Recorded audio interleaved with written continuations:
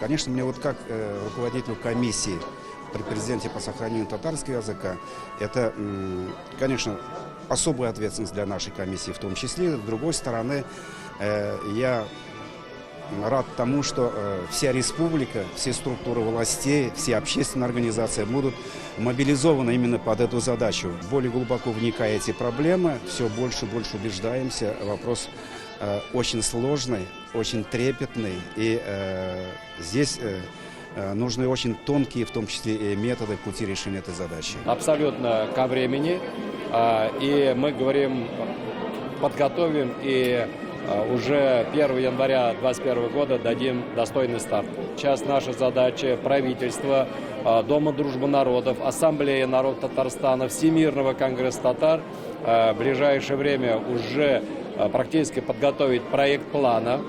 И через Ассамблею народов Татарстана, через Дома дружбы народов дойти до каждого человека. Очень приятно, когда мы говорим о том, что вот у нас есть деревни, в котором 1/3 деревни татары, другая треть русские, в третьей чуваши. И там нет деления, они все жители этой деревни. Вот республика то же самое. Заботу президент о сохранении языков, о сохранению самобытной культуры народов.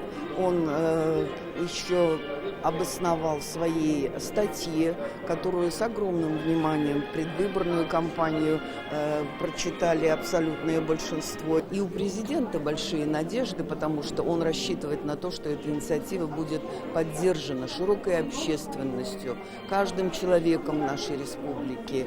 И на самом деле это должно быть так, потому что каким бы эффективным ни было руководство, каким бы деятельным ни было, только опора на гражданское общество, на абсолютное большинство граждан может принести в том числе серьезные результаты в такой серьезной теме, как сохранение языков.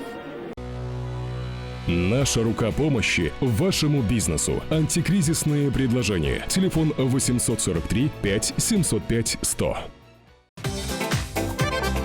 Көтелмәгән кунак көттүреп кенә интернет челтәрләренә дә килеп җитте. Хәзер бу фильмның барлык серияларын ТНВ.ру сайтында карап була.